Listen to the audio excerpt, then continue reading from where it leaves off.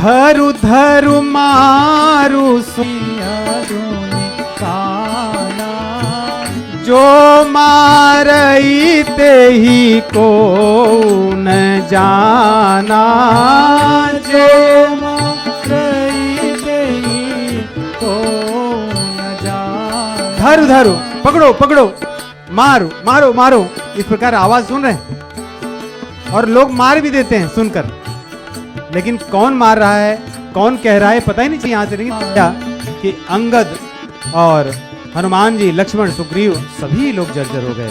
तब भगवान श्री रामचंद्र जी आए। भगवान श्री रामचंद्र जी पर उसने नागपाश का प्रहार किया। रामचंद्र जी नागपाश में बंध गए। भगवान शिव, अखंड को कौन बांध सकता है, कोई नहीं वास करने के लिए रामचंद्र जी ये सब चीज लाए अपनी कर रहे हैं।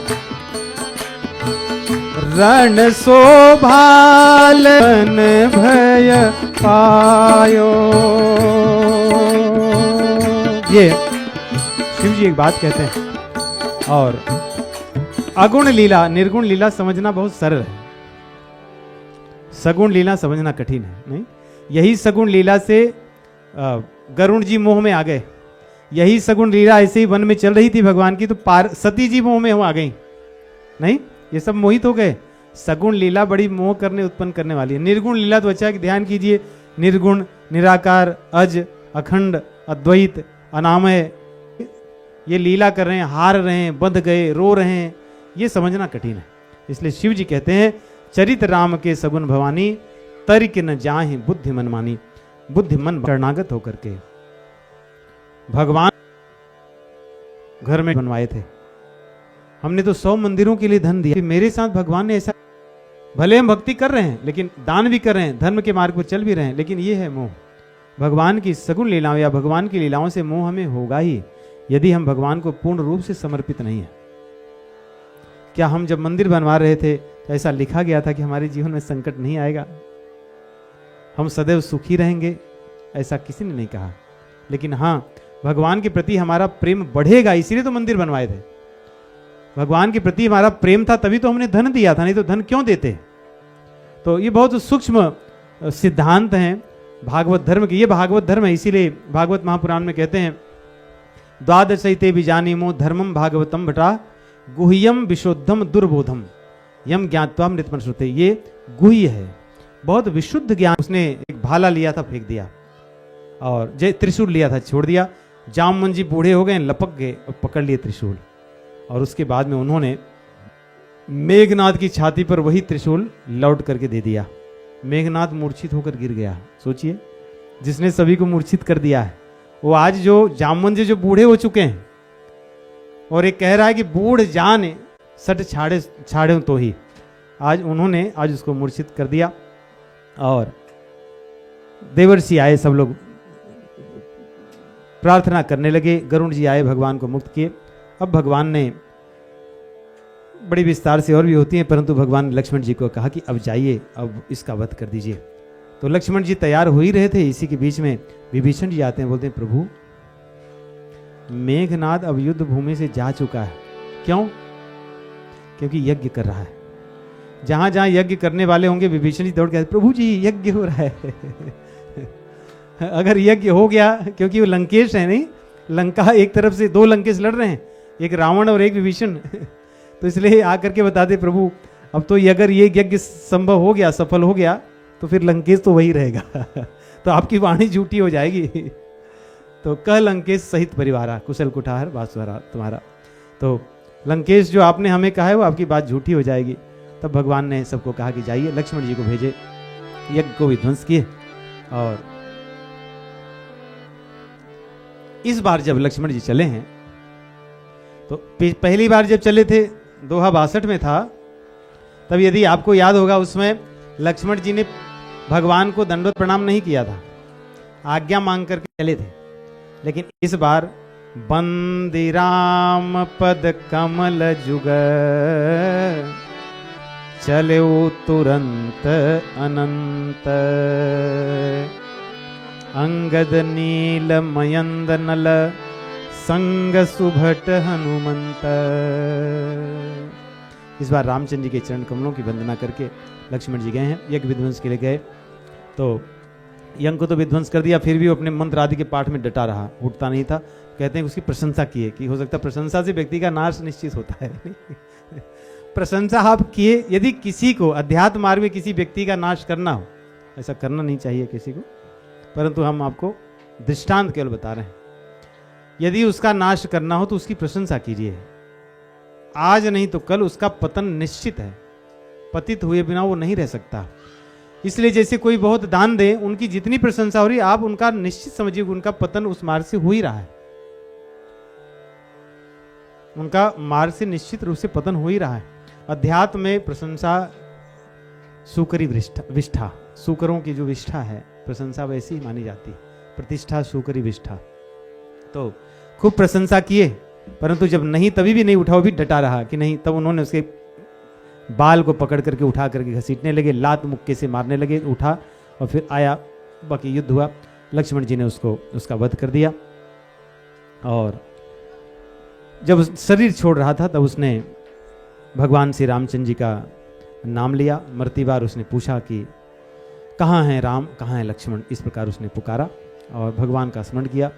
अंगद और हनुमान ने कहा कि धन्य है इसकी माँ, यहाँ पे प्रशंसा कर रहे हैं कि इसकी माँ धन्य है क्योंकि मरते समय इसने रामचंद्र जी का नाम लिया, लक्ष्मण जी का नाम लिया।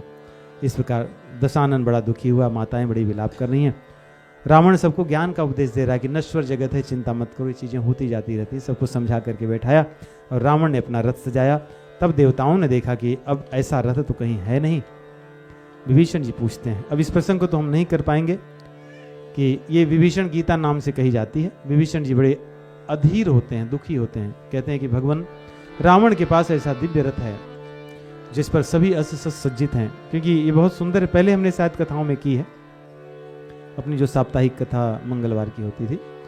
तो परंतु इसमें ये गीता है, भगवत गीता, इसमें जीवन को जीने की कला, इसमें किन चीजों से जीवन को सफल बनाया जा सकता है उसका वर्णन है।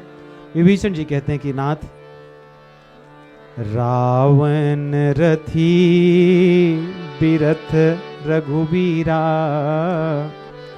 देखि विभीषण भयउ अधीरा।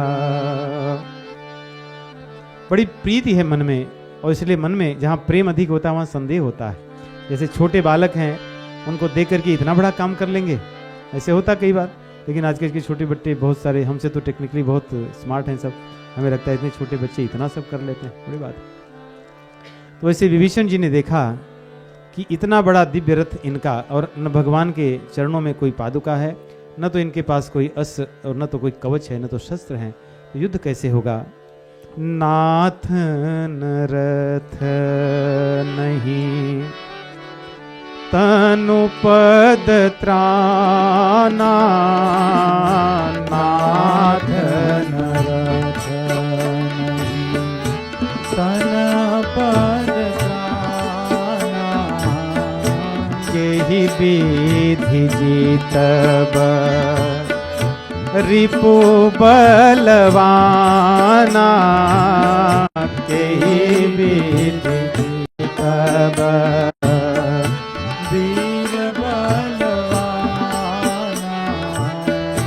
यही विधि जीतब। प्रभु कैसे जीतोगे। यहाँ जितब अवधि की विशेषता है कि इस क्रिया के 3 प्रकार से अर्थ होंगे। के ही विधि जीतब, जीतना कैसे होता है, मतलब एक पूछ रहे हैं कि सामान्यतः ऐसी स्थिति में कैसे जीता जाता है। के ही विधि जीतब, और दूसरा जितब, के ही विधि जीतब, कि आप कैसे जीतोगे। भगवान से पूछ रहे हैं आप कैसे जीतोगे, या के ही विधि जीतब। जब आपको ब को कम समय कहे तो हम सब कैसे जीतेंगे। के ही विधि जीतब रिपु बलवाना, के ही विधि। तो भगवान ने बताया कि सखा, इसके लिए विजय के लिए रथ अलग होता है।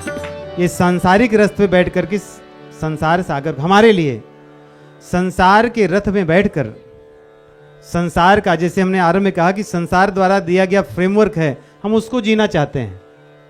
संसार के द्वारा दिए गए फ्रेमवर्क में जब हम जिएंगे तो हम संसार को ही पाएंगे।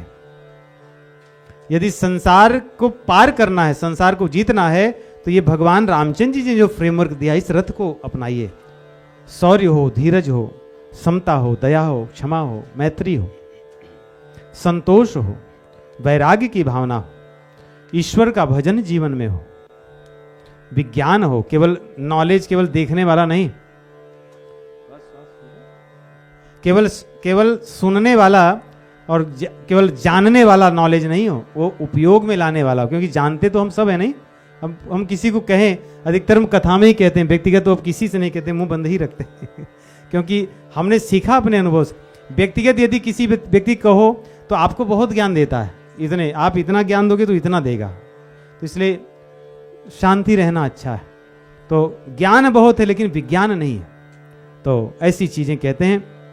और अंत में कहते हैं कवच, ये सारी चीजें हों लेकिन कवच, अभेद्य कवच क्या है? कवच अभेद विप्र गुरु पूजा, कवच अभेद विप्र गुरु पूजा, एहि सम विजय उपायन दूजा, एहि सम उपायन दूजा। इसलिए विप्र और गुरु, भागवत महापुराण में भी आता है कि ये दोनों चीजें बहुत आवश्यक है। इष्टेस्त पूर्तेश दत्त कर्म, पूर्तेश दत्त विप्र गुरुवर्चनाद भी, ऐसा जो माता रुक्मिणी जी कहती हैं। पूर्तेश दत्त नियम व्रत देव विप्र गुरुवर्चनादि भिरलम भगवान परेशः। कहती हैं यदि जीवन में भगवान को प्राप्त करना है तो सारे नियम का वर्णन तो उन्होंने किया, लेकिन अंत में गुरुवर्चनादि भिरलम, गुरु अर्चना अंत में। गोस्वामी तुलसीदास जी या यहाँ रामचंद्र जी अपनी गीता में भी अंत में यही कह रहे हैं, कवच अभेद विप्र गुरु पूजा, एहि सम विजय। यदि अंत का न हो तो बाकी सब चीजें आपकी मिलकर भी चली जाएंगी, होंगी भी तो चले जाएंगे, ये संभव है, ऐसा होता है। इसलिए गुण कितने भी हमारे भीतर हों, जब तक गुरु के प्रति शरणागति नहीं होती है तो गुण टिकते नहीं हैं, आते और जाते हैं, आते और जाते हैं। इस प्रकार ऐसा कहें, ये जिसके पास ऐसा रथ हो वही जीत सकता है। भगवान श्री रामचंद्र जी आगे युद्ध की तैयारी करते हैं। शिव जी और देवता सभी लोग आते हैं कि भाई चलो अब सब अपनी अपनी सीट ले लेते हैं, नहीं कोई बालकनी की कोई कहाँ, सब यहाँ पे तैयार हो गए। और शिव जी कहते हैं कि मैंने भी अपना टिकट, अपना सीट बुक कर लिया। हम हूँ उमा रहे तेहि संगा, देखत रामचरित रन ग्रंगा। मैंने भी अपना एक स्थान बढ़िया बना लिया कि यहाँ से आनंद आएगा, क्योंकि अब दो जन लड़ रहे हैं, इस युद्ध में ही तो आनंद है। तो सब लोग अपने तैयारी किए। बाकी युद्ध तो बहुत भयंकर है। रावण भी कम नहीं था, उसने माया के ऐसे ऐसे किए, भगवान माया के काटते गए। उसने अनेकों रावण बनाए, इतने अनंत रावण सर्वत्र दिखते। सब लोग डरने लगे। देवता बोले भैया एक रावण से तो हमारी ये दुर्दशा है, अब इतने रावण है, शांति से चुपचाप वो कंदरा की गुफाओं में चल के वहीं रहते, ये सब छोड़ दो ये आशा छोड़ दो कि ये सब जाएगा। अब इसलिए आस छोड़ करके बस कंदराओं की गुफाओं में रह के जब तक जीवन है उसको पूरा बिताते हैं। ये अनंत रावण पैदा हो गए। इसी प्रकार युद्ध चल रहा था, भगवान माया का निवारण किए। एक बार युद्ध करने के लिए हनुमान जी भी आए। हनुमान जी को देखा तो वो आज रावण ऊपर उड़ रहा था, हनुमान जी और ऊपर उड़े, उसको मारे मुटिका से, तो उसने दौड़ा करके अपनी हनुमान जी की पूंछ पकड़ ली। हनुमान जी की पूंछ पकड़ी तो हनुमान जी लेकर उड़ गए आकाश में तो गोस्वामी जी बहुत हास्य, ये लंका कांड बहुत हास्य रस से भरा है। अब रावण लटका चला जा रहा है और हनुमान जी लिए चले जा रहे हैं। तो वहाँ कुछ ऊंचाई पर गए, तब उसने छोड़ा और वहाँ पर युद्ध होने लगा। इस प्रकार आगे रावण निश्चित किया कि अब तो मेरे जीवन का अंतिम समय आ गया। और देवता लोग रामचंद्र जी से प्रार्थना करने के लिए, प्रभु अब जन राम खिलावो यही, मत खेलिए इतना, आप खेल रहे हैं, लेकिन हमारे यहाँ हार्ट अटैक हो रहा है कि अब क्या होगा, अब क्या होगा हमें नहीं पता। इसलिए आप प्रभु जी अब मत कीजिए ऐसा।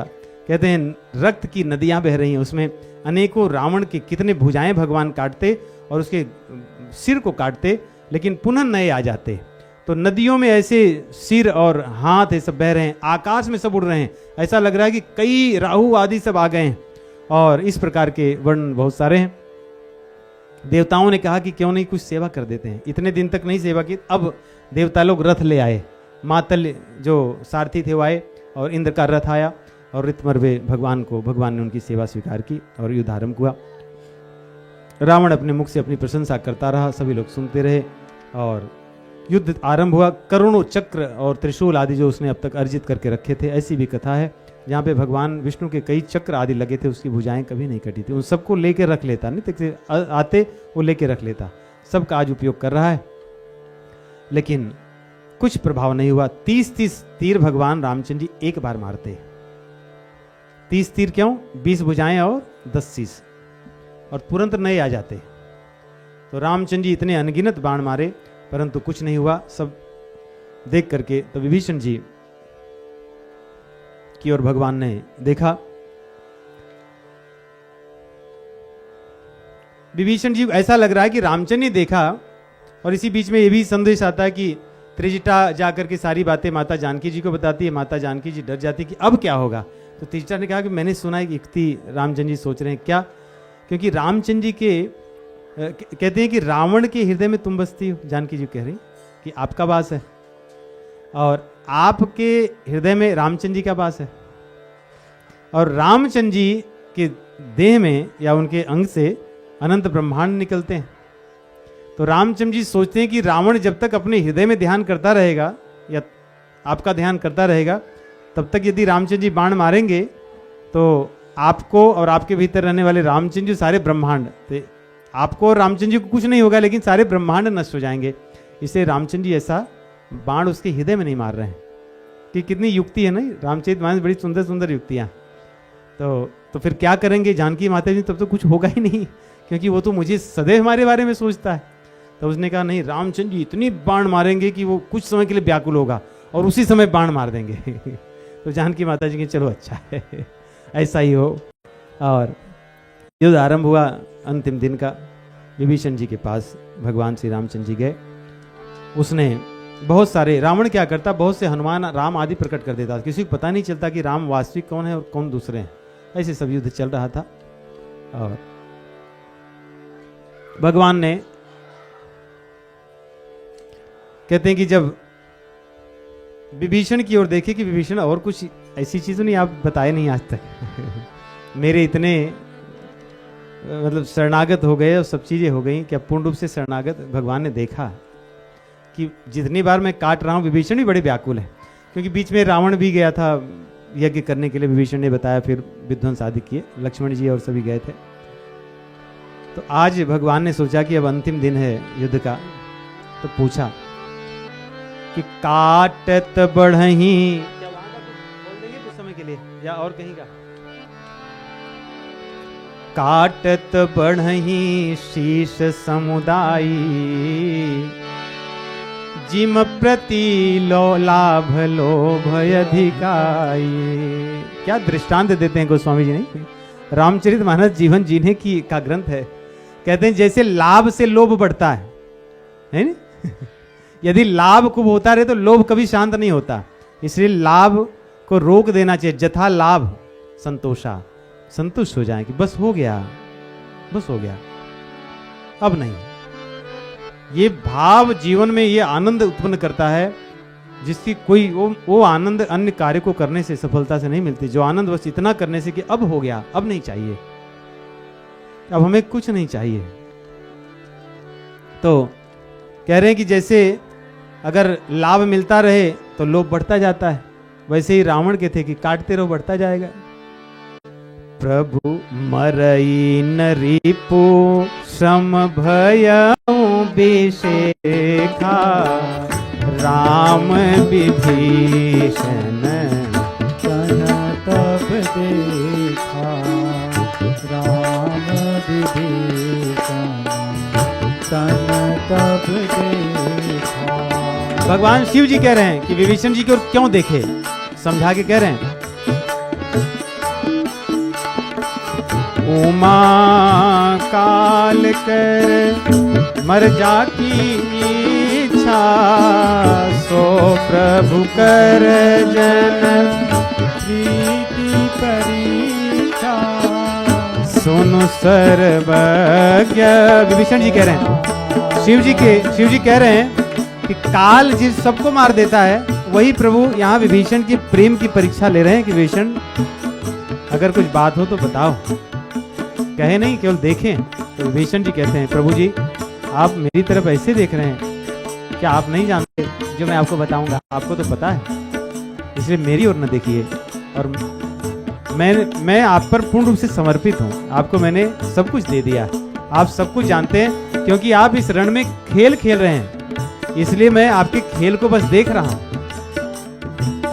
सुनो सर्वज्ञ चराचर नायक, प्रणत आप तो सुर मुनियों को ये युद्ध दिखाना चाह रहे हैं, क्योंकि आप खेल रहे हैं, इसलिए मैं चाह रहा हूं कि आप खेलें जबकि आपकी इच्छा हो। यदि आपकी इच्छा हो गई है तो आप जानते हैं, जो आप मेरी तरफ क्यों देख रहे हैं, यदि आप उसी लिए देख रहे हैं तो आप जानते हैं क्या, नाभि कुंड सुधा बस आके, नाथ जियत रामन बलता।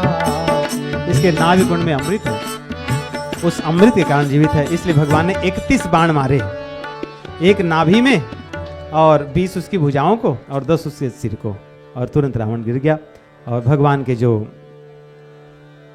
बाण थे, इन्होंने सेवा करने में बड़े रूपन हैं। ये सभी भुजाओं को और शीश को ले जा करके जहाँ मंदोदरी थी वहाँ रख करके डिलीवर करके फिर लौट आए तो होम डिलीवरी उन्होंने किया और लौट आए। रामचंद्र जी के बाण ये सदैव चिन्हमय हो, तो अपना काम करके लौट आए। देवता लोग सब बड़े प्रसन्न हुए और मंदोदरी विलाप करने लगी। मंदोदरी ने पुनः बहुत सुंदर भगवान श्री रामचंद्र जी की स्तुति की है।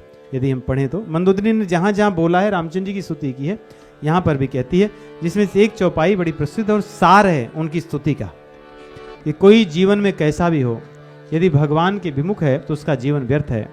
कहती हैं कि राम विमुख अस हाल तुम्हारा, राम विमुख अस हाल तुम्हारा, रहा न को कुल रोवन निहारा, रहा न को कुल रोवन निहारा। कि नाथ भगवान से केवल आप विमुख थे, इसी के कारण आज हमारे यहाँ कोई नहीं बचा है जो आपके लिए रो सके। क्योंकि जो बचे हुए अगर लोग दिखते हैं वो रो नहीं रहे, खुश हैं कि अच्छा हुआ चले गया, तो आपके लिए कोई रोने वाला नहीं है। वैसे किसी के जाने पर रोना अच्छा तो नहीं माना जाता, लेकिन किसी के जाने पर जितने अधिक लोग रोकते हैं वो उतना ही धर्मवान व्यक्ति रहा होगा, ये बात निश्चित है। किसी के जाने पर इसलिए कहते हैं कि कर्म ऐसा करो कि आप जाओ तो लोग आपके लिए आंसू तो बहाएं। तो ये भगवत विमुख होने के कारण ऐसी थी। हनुमान जी को भगवान ने, श्री रामचंद्र जी ने जानकी माता जी के पास भेजा, संदेश देकर लौट आए। फिर विभीषण जी को उन्होंने राजाभिषेक के लिए कहा कि जाइए, और भगवान रामचंद्र जी नहीं गए, सबको भेजे, राजाभिषेक हुआ। भगवान विभीषण जी की इच्छा थी कि भगवान जी भी आए, परंतु भगवान ने कहा कि अभी 14 वर्ष की अवधि पूरी नहीं हुई। राज्याभिषेक के पश्चात विभीषण जी और हनुमान जी जाते हैं, माता जानकी जी को ले आते हैं बढ़िया सुंदर पालकी में बैठा करके, और सभी राजोचित ढंग से ला रहे हैं। लेकिन बंदर भालू सब एकदम कूद कूद कर ऐसे पालकी में देख रहे हैं, और सब एक के ऊपर एक। भगवान ने प्रार्थना की कि पालकी को वहीं रोक दीजिए, जानकी जी को पैदल ले आइए। और सभी बंदर भालू माँ जैसे उन्हें देखना चाहते हैं, ये रानी की तरह आप लोग ले आ रहे हैं, इसलिए उन्हें माँ जैसे ले आइए, जिससे माता का जो वत्सल, करुणा वत्सल होता है, उसकी करुणा होती है, उसका अनुभव कर सकें, क्योंकि वही वो चाहते हैं। तब उस समय रामचंद्र जी जानकी माता जी के आने पर कुछ बातें कहें। बातें यही थी कि अग्नि में से प्रकट हों, क्योंकि अग्नि को दे रखा था, वही अग्नि परीक्षा जिसको लोग जानते हैं। वास्तव में अग्नि परीक्षा का रहस्य यही है कि अग्नि में जो सीता जी थी उनको भगवान ने कहा कि अब आप चले जाइए और अग्नि में से जो हमारी सीता है वो आए। और लक्ष्मण जी, माता जानकी जी कहती हैं कि अग्नि को प्रकट करो लक्ष्मण जी को। यहाँ पर भी माता जानकी जी लक्ष्मण जी कहती हैं कि लक्ष्मण हो धर्म के नेगी, पावक प्रकट करो तुम बेगी। लक्ष्मण जल्दी से पावक प्रकट करो, क्योंकि मैं प्रभु से बहुत शीघ्रता से मिलना चाहती हूँ, इतने दिन हो गए, विलंब हो रहा है। लक्ष्मण जी प्रकट करते हैं और अग्नि में माता जानकी जी प्रवेश करके और पुनः निकल आती हैं।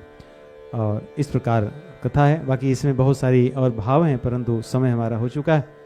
और इंद्र के जो रथ और सारथी थे चले गए, देवता आते हैं, देवता लोग बड़ी सुंदर भगवान की स्तुति करते हैं। उसके पश्चात ब्रह्मा जी आते हैं और सभी देवताओं की स्तुतियों में एक बात विशेष है, सभी लोग सगुण रामचंद्र जी की बड़े प्रेम करते हैं। सब कहते हैं कि हमें सगुण रामचंद्र जी बड़े प्रिय हैं और उन्हीं की स्तुति करते हैं। ब्रह्मा जी भी यही कहते हैं अब दीन दयाल कृपा करिए, मति मोर विभेद करिए। ये भक्ति का लक्षण है। जहिते विपरीत क्रिया करिए, दुख सो सुखमान सुखी चरिए, कि प्रभु मेरे जीवन में भक्ति आए, ऐसी मेरी बुद्धि हो जाए। उसके बाद महाराज दशरथ जी आते हैं, आशीर्वाद देते हैं। उसके पश्चात भगवान जी उन्हें अपने धाम में भेजते हैं। इंद्र जी आते हैं, भगवान की स्तुति करते हैं, पूछते हैं कि प्रभु आज कुछ सेवा का अवसर दीजिए, क्योंकि मेरा जीवन बच गया है। भगवान कहते हैं मेरे जितने बंदर भालू पड़े हैं इन सभी को जीवित करो। अमृत की वर्षा करते हैं, लेकिन सभी बंदर भालू ही जीवित होते हैं, राक्षस जीवित नहीं होते। शिव जी कहते हैं क्योंकि वे सब, उनका समय पूरा हो गया था। और देखिए सदगति सभी की हुई है। बंदर भालू जीवित हुए लेकिन राक्षस नहीं हुए। राक्षस भी भगवान के धाम को प्राप्त किए, परंतु जो राक्षसी प्रवृत्ति का व्यक्ति अंततः संहार के द्वारा भगवत प्राप्ति करता है, लेकिन भक्ति तो भगवान की सेवा करने वालों को ही मिलती है। भगवान ने बंदर भालुओं को जीवित किया तो किस लिए? जाओ खाओ पियो खेलो, हमारी लीला में आनंद करो, जब तक हमें हमारी सेवा करो। इसलिए हम जो लोग हैं भगवान के मार्ग में, भक्ति मार्ग से लगे हैं, हमारा जीवन भगवान की कथाओं को, भगवान की सेवा के लिए ही समर्पित हो। यही भक्ति मार्ग का वास्तविक सार यही है। बाकी चीजें तो सब विवरण है उसके, लेकिन सार यही है। और भगवान शिव जी आते हैं, स्तुति करते हैं और कहते हैं मैं एक बार और आऊंगा जब आपका राज्याभिषेक होगा। श्री रामचंद्र जी कहते हैं कि देखिए समय तो बहुत हो गया। विभीषण जी प्रार्थना करते हैं, भगवान कहते हैं कि नहीं, मैं आपके राज्य में अब तो समय हो गया है कि आ सकता हूं, लेकिन आज ही मुझे पहुंचना है। भरत जी, यदि मैं विलंब करूंगा तो भरत जी अपने प्राण को तज देंगे। और मैं तुम्हें वरदान देता हूं, आशीर्वाद देता हूं, एक कल्प रहिए, आप राज्य कीजिए। तो इसके अनुसार विभीषण जी आज भी हैं, आज भी, क्योंकि कल्प भी पूरा नहीं हुआ है, कल्प तो भी चल ही रहा है, तो कलयुग के अंत तक होंगे। और जो चिरंजीवी उनमें भी उनका नाम है अश्वत्थामा बलिर्व्यासो हनुमांश्च विभीषण कृपा परशुरामश्च सप्तैते चिरजीविन। तो विभीषण जी उनमें भी हैं जो चिरंजीवी लोग हैं। तो विमान को तैयार किया जाता है। विभीषण जी कहते हैं प्रभु हमारे पास बहुत धन संपत्ति, आप एक बार देख लीजिए और आप उसमें से जो बांटना चाहते हैं वो बांट दीजिए, क्योंकि मैं अपने मन से करूंगा तो ये मुझे सब कुछ आपका है, इसलिए आप आज्ञा दे दीजिए कि इसमें से क्या किसको बांटना है। तो भगवान कहते हैं कि जो तुम्हारे पास है ला करके, तो वो लाते हैं, विमान में चढ़कर वहीं से लुटाते हैं। और सब बंदर भालू जो पाते हैं, देखते हैं, वो मणि समझ करके मुंह में डालते हैं, फिर फेंक देते हैं, उनको कुछ काम का नहीं होता है। इसे रामचंद्र जी हंसते हैं, कहते हैं कि धन्य है बंदर भालू, इनमें, इनके हृदय में हमारे प्रति कितनी प्रीति है कि कोई भी वस्तु उन्हें मिली है, इन्होंने उसको स्वीकार नहीं किया, उसमें रसहीन उन्होंने देखा, कोई रस नहीं है। तो इस प्रकार दान करते हैं, लुटाते हैं। दान की परंपरा भगवान श्री रामचंद्र जी के समय अलग थी। वैसे कहते हैं सतयुग में दान देने वाले लोग, जिनको दान देना होता था, संतों के यहाँ, विप्रों के यहाँ घर में जाते थे, उनके घर में जाकर उनकी पूजा करते थे, उनको दान देते थे। राजा भी संतों के पास जाते थे, ब्राह्मणों के पास जाते थे और उनको धन, उनकी पूजा करके दान देकर आते थे। ये सतयुग में ऐसी परंपरा थी। और भगवान श्री रामचंद्र जी के समय उन्हें बुला लिया जाता था कि त्रेता युग में कि आइए, और उनकी पूजा करते थे, सेवा करते थे, उन्हें दान देते थे। और भगवान श्री कृष्ण के समय जाकर मांगना पड़ता था कि जिसे चाहिए तो आप जाकर मांगिए। तो यदि आप देखें तो सतयुग में जाकर देते थे और त्रेता में बुला कर देते थे, नहीं?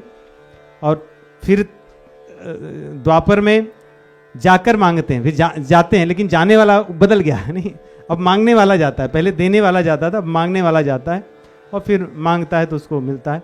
और कलयुग में जैसे सतयुग के बाद त्रेता में बुलाने की बुला कर देते थे, वैसे ही कलयुग में जिसको दान लेना है वो बुलाता है नहीं? उसकी सेवा करता है, उसकी शुश्रूषा करता है, उसके सुख सुविधा का ध्यान रखता है। उसके बाद यदि उसकी इच्छा हुई तो वो देता है, नहीं तो बोलता है थैंक यू अच्छा लगा। तो दान देने की परंपराएं ऐसे परिवर्तित हैं और कलयुग में ऐसे ही होता है कि बड़ी सेवा आदि करने के पश्चात, सब उनके सुख सुविधा का ध्यान रखने के पश्चात भी यदि कोई दान देते हैं तो बड़े दानी लोग होते हैं, क्योंकि कलयुग में दान है नहीं। क्योंकि अन्य युगों में था कि जो लुटा देते थे, जो ऊपर रह गया वो लुटाने वाले का है, जो नीचे गिर गया वो लेने वाले का है। कलयुग में उल्टा है नहीं, जो ऊपर रह गया वो लेने वाले का है, जो नीचे आया वो देने वाला का, उसका ही है सारा तो ऐसी कलयुग की दान की परंपरा है। विभीषण जी ने बहुत दान दिया, बंदर लोगों का बड़ा सौभाग्य था और वहाँ से चले।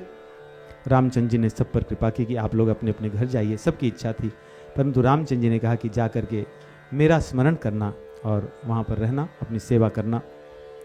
बड़े मन में भाव को लेकर के सब वहाँ से लौट कर चलते हैं और भगवान विमान पर आरूढ़ हो गए।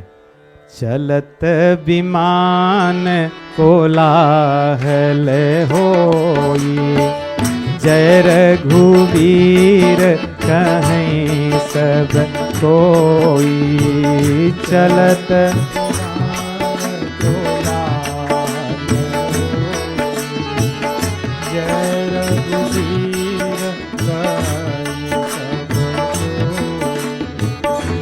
इस प्रकार भगवान सभी को लेकर चले हैं। जहाँ जहाँ से गए थे, जिन जिन मुनियों को भगवान ने वचन दिया था, उन मुनियों पर पुनः कृपा करते हुए भगवान प्रयाग भी आए हैं, त्रिवेणी में स्नान किए हैं, श्रृंगपुरपुर आए हैं। उसके बाद हनुमान जी को भेजे कि आप जल्दी से जाइए, भरत जी को बता दीजिए कि मैं आ रहा हूँ। ऐसा संदेश देने के लिए भरत जी को भेजे और भगवान विमान पर चले जा रहे हैं। चलत विमान कोला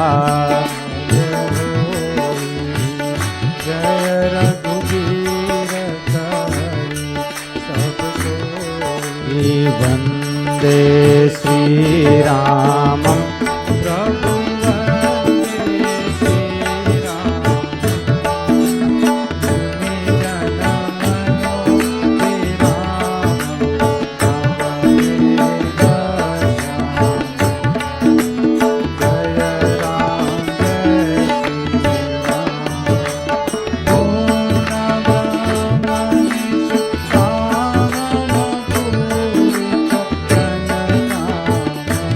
प्रभु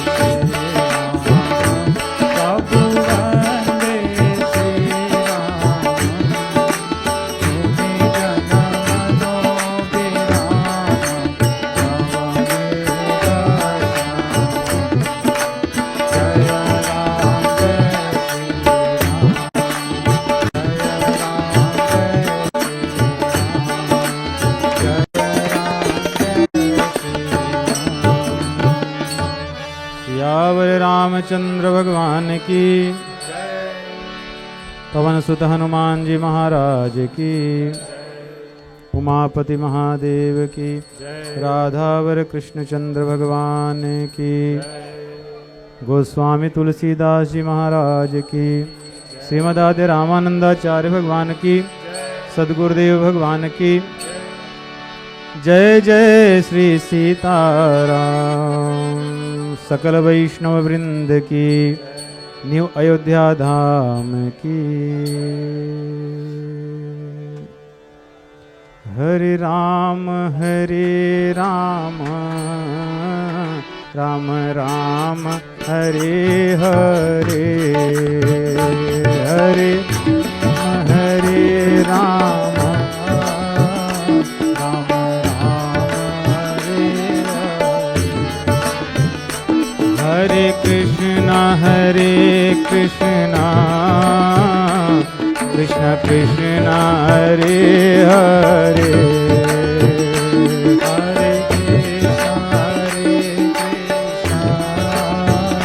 कृष्ण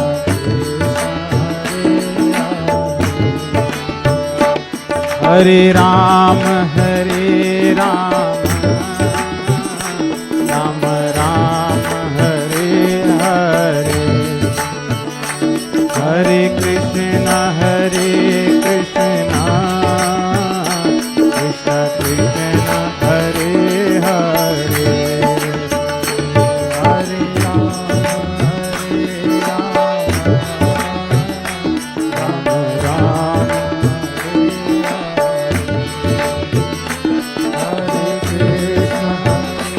कृष्ण कृष्ण कृष्ण हरे हरे।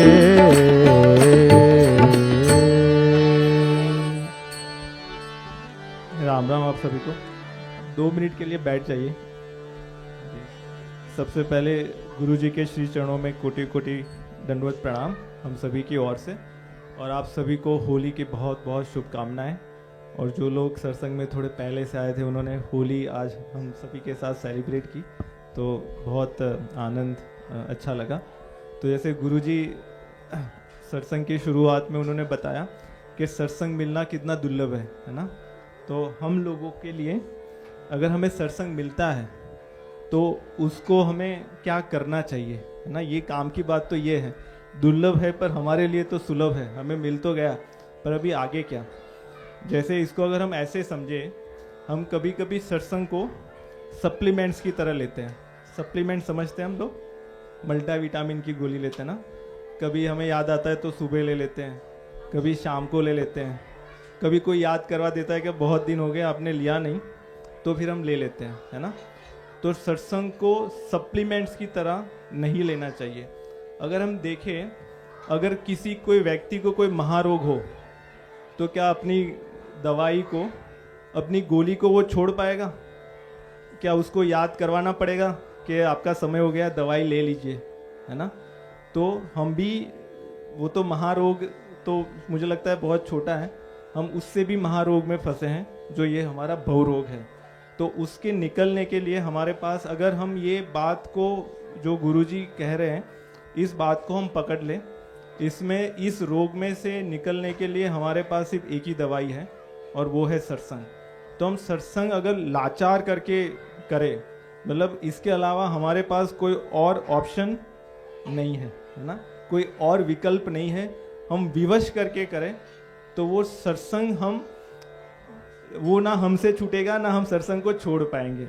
तो अगर हम इसको सप्लीमेंट्स की तरह ले रहे हैं तो हम प्रयास करें कि थोड़े डोज में आरंभ करें पर नियमित रूप में करें, है ना। तो आप सभी से यही प्रार्थना है, आप लोग सत्संग में आते हो तो उससे गुरु जी को बहुत प्रसन्नता होती है और उनको देख के हम सभी को बहुत प्रसन्नता होती है। तो आप सत्संग में आया करिए और सत्संग में हम जो भी जितना सुनते हैं उसको घर पे जाइए, उसकी चर्चा करिए और उसको अपने जीवन में उतारने का प्रयास करिए। तो यही आपसे कहना था। और हमारी जो अगली कथा होगी गुरु जी की, वो समापन होगा, तो वो अंतिम और उत्तरकांड है।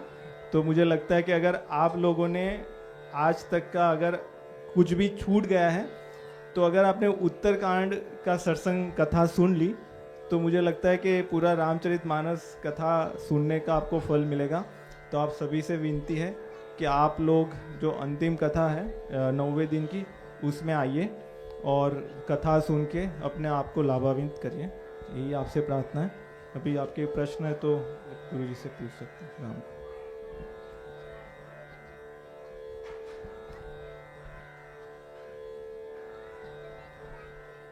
प्रश्न कही।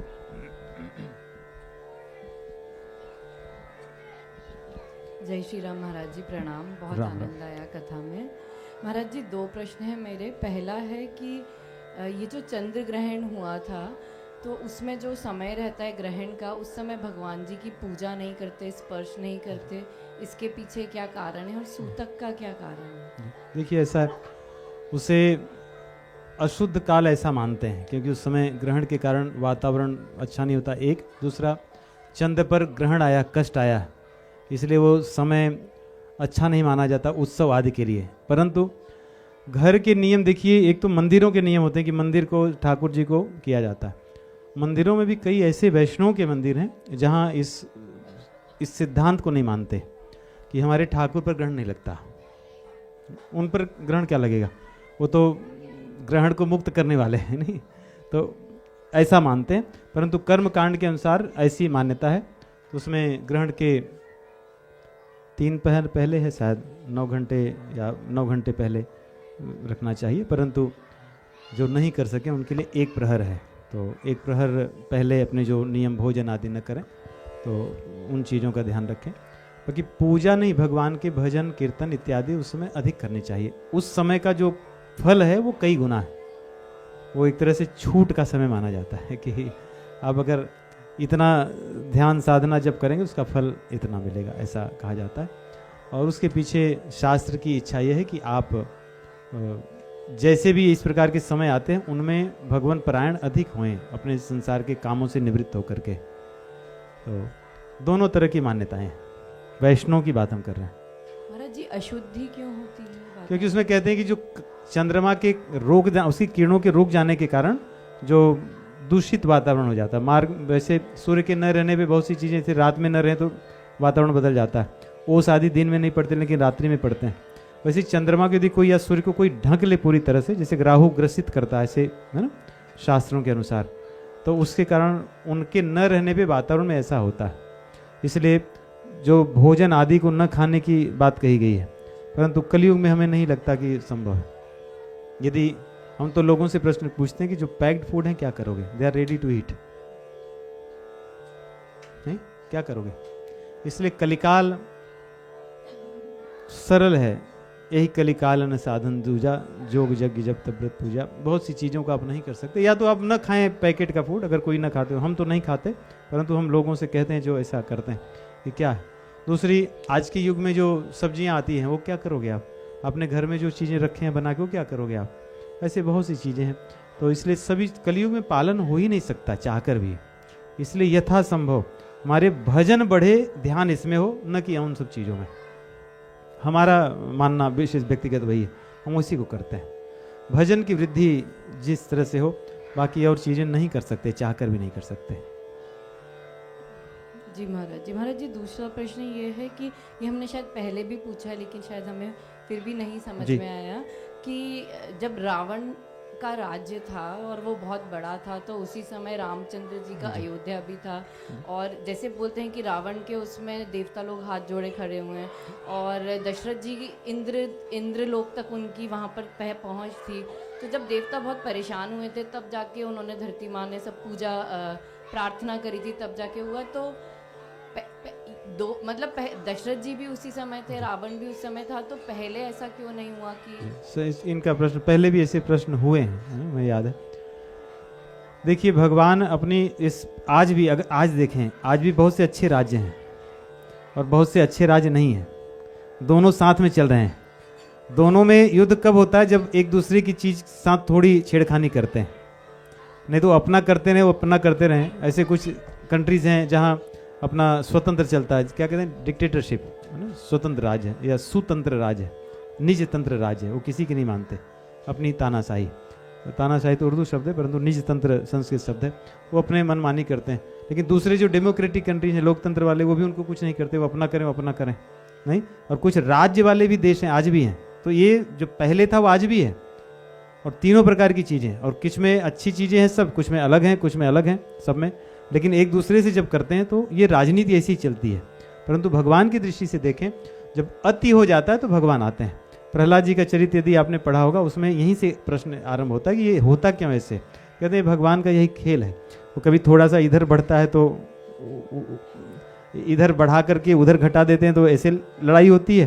फिर जब उधर लोग कमजोर हार जाते हैं, फिर उनका बल बढ़ाते हैं, फिर इधर लड़ाई होती है। तो ये भगवान इस तरह अपना करते रहते हैं, और उसी के माध्यम से अपनी लीला का विस्तार करते हैं। यदि ये न हो तो भगवान का अवतार का प्रयोजन क्या है? मान लो रावण नहीं होता, महाराज दशरथ जी मार दिए होते, या और कोई मार दिए, तो फिर रामचंद्र जी के अवतार का प्रयोजन क्या होता? नहीं, यदा यदा ही धर्मस्य ग्लानिर्भवति भारतः अभ्युत्थानम अधर्मस्य तदात्मानं सृजाम्यहम्।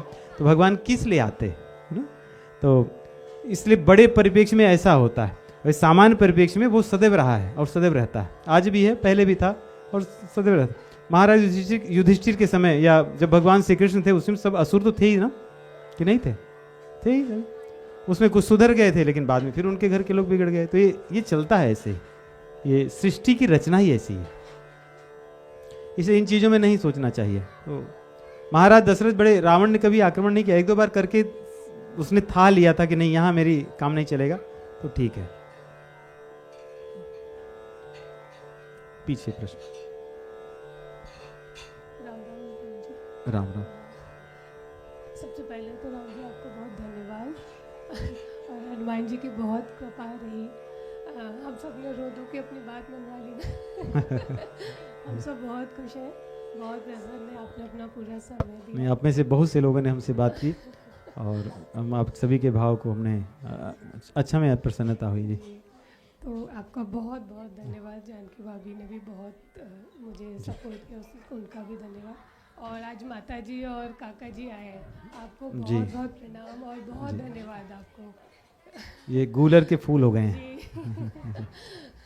तो सभी का बहुत धन्यवाद। आज बहुत सारे लोग नए भी आए और थोड़े चले भी गए। तो मैं भी कहना चाहती हूँ, अगले हफ्ते शनिवार विराम दिवस है, तो आप सब जरूर आइएगा और सभी सादर आमंत्रित हैं। वैसे कथा का विराम रविवार को होगा जी, आपने जिस प्रकार से रखा है, तो शनिवार को भी कथा होगी, और उसका विराम रविवार को संकीर्तन और कुछ कथा के कुछ संक्षेप कतिपय प्रसंगों से होगा। धन्यवाद राम जी। प्रश्न मेरा राम जी ये है कि आपने जो बताया दान देने की सही प्रक्रिया क्या होनी चाहिए? दान देने की सही प्रक्रिया क्या होनी चाहिए? जो वस्तु दान दे रहे हैं उस पर ध्यान, जिसको दे रहे हैं उसके लिए दान, और किस लिए दे रहे हैं उसके लिए ध्यान, ये चीज़ें ध्यान रखनी चाहिए। राजा नृग की कथा में हमने इसका विस्तार से वर्णन किया था कि हम क्या दान दे रहे हैं। दान तो हम मदिरा आदि पीने के लिए भी धन दे सकते हैं किसी को, दान आदि। और मैं इसे संक्षेप में कह दें, सेवा 4 प्रकार की होती है। एक तामसी सेवा, एक राजसी सेवा, एक सात्विक सेवा, एक गुणातीत सेवा। तामसी सेवा, आप किसी को बिना कुछ वैसे ही मन में आया किसी की सेवा कर दिए, है ना। कोई व्यक्ति रास्ते में भूखा लगा, आपने दिया, उसने पैसे ले लिए और जाकर के मान लो मांस खा लिया या मदिरा पी लिया, तो सेवा तो आपने कर दी, तामसी फल है उसका, है ना, उसका खुल अच्छा फल नहीं। राजसी है कि हमने किसी के लिए कह दिया कि ये दिया, मेरा नाम हो, लोग जानने के हैं ये बहुत दानी है, बहुत कुछ करते हैं, राजसी ना, उसका फल राजसी है। सात्विक सेवा अच्छी चीज़ों के लिए, हमने किसी के लिए भोजन के लिए, औषधि के लिए, वस्त्र आदि, लोग कोई बीमार हैं, कोई कष्ट में हैं, उनकी सेवा करें, ये सात्विक सेवा है, इसके फल अच्छे हैं, पुण्य बहुत हैं इसके, हैं। और एक है गुणातीत सेवा, जो तमोगुण, रजोगुण, सतोगुण से परे है। जो संतों की सेवा है वो गुणातीत सेवा है। इस सेवा से जीव संसार के बंधन से मुक्त होता है। अन्य सभी सेवाओं से जीव संसार में रहता है, या तो पाप या पुण्य मिलते हैं। तो इसको ध्यान में रख करके से दान और अन्य सेवाओं को भी करना चाहिए। तो ऐसे सेवा राम जी हमेशा गुप्त नहीं रह पाती है, जैसे हमको कहीं दान देना है, मतलब मेरा ऐसा अपना मानना है, तो उसको हमें बहुत गुप्त रखना है, कैसे रखें? जिसको दान देंगे वो गुप्त रखते हैं, जिसे भी दान दें तो गुप्त ही रखते हैं। सबसे श्रेष्ठ दान यदि शास्त्र की माने तो गुप्त दान है। कहते हैं कि यदि दाहिने हाथ से दिए तो बाएं हाथ को भी नहीं पता चला, ऐसा कहावत है। ये प्राचीन कहावत है भारत में। तो दान उसको कहते हैं। वास्तव में दान की परिभाषा वो है, वो जो हमने कहा कि गुप्त दान को ही दान कहा जाता है, बाकी तो सबको दान मानते हैं आजकल। ठीक है, धन्यवाद। कहिए आप। राम राम गुरुजी, सादर प्रणाम। जो आप मुझे प्रशंसा के लिए सुना था कि जी। आध्यात्म मार्ग में प्रशंसा नहीं करनी चाहिए, और वो थोड़ा अपनी नहीं करनी चाहिए, दूसरों की करनी चाहिए। दूसरों की प्रशंसा करनी चाहिए, हाँ, किसी का पतन करने के लिए नहीं कि हमने चुन लिया इनको तो हम नष्ट करके ही रहेंगे, तो झूठी प्रशंसा करें। और ये यही आजकल संसार में यही चलता है। संसार में हमारा अनुभव जो है कि अधिकतर प्रशंसा झूठी ही चलती है। थोड़ा आप दूर हो जाओ, उससे एको आ रहा है उनको जो माइक लिए। हाँ, तो संसार में जो प्रशंसा है वो झूठी ही है और उससे व्यक्ति का नाश ही होता है। वास्तविक प्रशंसा करने वाले कम लोग हैं, वास्तव में कम है, हमारा अनुभव ऐसा है। वास्तविक प्रशंसा करनी चाहिए। हम वैष्णवों को दूसरों की प्रशंसा अवश्य करनी चाहिए, दूसरों के गुण ढूंढना चाहिए, और थोड़ी सी मिले तो उनको मन से उनका हित हो उस भाव से करना चाहिए। लेकिन ऐसे देख कर कि जैसे कोई वैष्णव बेचारा नया हो और उसको प्रशंसा ऐसी कर दें कि वो अपने पुनः पथभ्रष्ट हो जाए, ऐसा नहीं।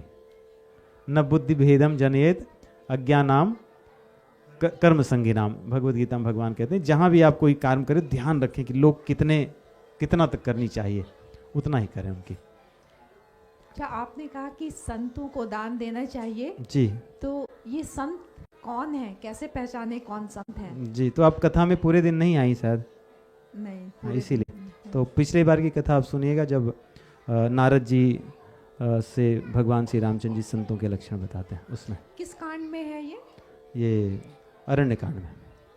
ओके। राम राम गुरुजी, राम राम एक क्वेश्चन था जी। शरणागति के क्या लक्षण होते हैं? ये इनका शरणागति के लक्षण तो अपनी जितनी दीक्षा के कार्यक्रम है सब में हमने कहा है, संक्षेप में आपको बताएंगे। स्कंद पद्म पुराण में श्लोक आता है, आनुकूल से संकल्प प्रातकूल से वर्जनम रक्षिष्यति विश्वासो गोप्तित्व वर्णम तथा आत्मनिक्षेप कार्पण्यो षड्विधा शरणागति ही। 6 लक्षण शरणागति के हैं। आनुकूल से संकल्प, भगवान के मार्ग में चलने के लिए जितनी चीज़ें अच्छी हैं उन सबको अपना लेना, उनका संकल्प कर लेना, और जो चीज़ें आवश्यक नहीं उनको तत्काल छोड़ देना, वैसे उसके बाद फिर उनको छूना नहीं। रक्षित सतीत विश्वासो, मेरी रक्षा वो सदैव अवश्य करेंगे, ये विश्वास हृदय में होना चाहिए। गोप्तृत्व वर्णम तथा, हम उनका वर्ण कर लें, जैसे संसार में पति पत्नी वर्ण करते हैं एक दूसरे का, हम भगवान का वर्ण कर लें कि आप मेरे हैं और मैं आपका हूँ, ये वर्ण होना चाहिए। और आत्मनिक्षेप, अपना सर्वस्व जो है भगवान के लिए समर्पित हो जाए। मेरे पास जो कुछ है इस शरीर में, हाथ पैर आंख नाक जो बुद्धि है चलती, सब कुछ आपका है। जो धन है जो परिवार है, जो हमारी पद है, प्रतिष्ठा है, यश है, वो आपका है, मेरा कुछ भी नहीं है, केवल मैं आपका हूं, इतना ध्यान रहे, और आप मेरे हैं। ये है आत्मनिक्षेप। और कार्पण्य भाव होना चाहिए व्यक्ति का। कार्पण्य अर्थात क्या? हनुमान जी की जो किंकरता है, केवल ऐसे दिखाने से नहीं, भीतर से, कि जो हम ये 5 चीजें जो कर रहे हैं ये सब क्रम है वास्तव में, लेकिन दीनता वास्तविक लक्षण तब होगा जब पूर्ण रूप से आत्मनिक्षेप, भगवान को सर्वस्व समर्पण कर देंगे कि सब कुछ आपका है, मैं भी आपका हूँ। और फिर जब सब कुछ आपका है तो फिर मेरे पास बचा क्या है? क्या बचा है? जीव नित्य हरेर दासो, तो मेरे पास आपकी दासता बची है। तो दास तक कैसा रहता है? दास ऐसे नहीं रहता, दास ऐसे रहता है। इसे मेरे पास यही है, आत्मनिक्षेप कार्पण्य, यही मेरे पास बचा है। तो इस प्रकार ये शरणागति के 6 लक्षण बताए गए। आरंभ अनुकूल से होता है कि अनुकूल जो चीज़ें हैं उनका ग्रहण कर लेना और कभी न छोड़ना।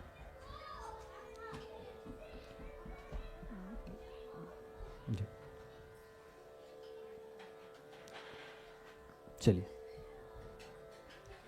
2 मिनट संकीर्तन फिर विराम करें।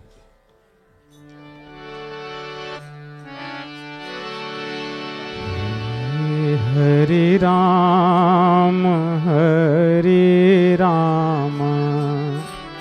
राम राम हरे हरे।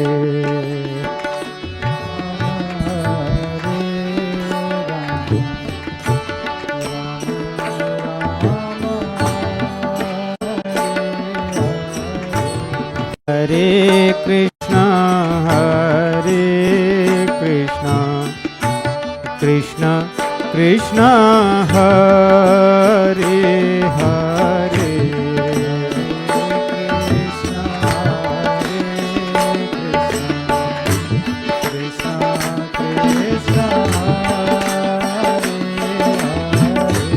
हरे राम राम राम हरे हरे। हरे राम राम राम हरे कृष्ण कृष्ण कृष्ण हरे हरे।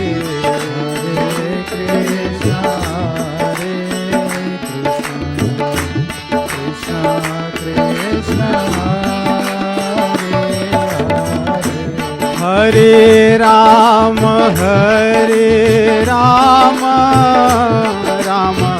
राम हरे हरे। हरे राम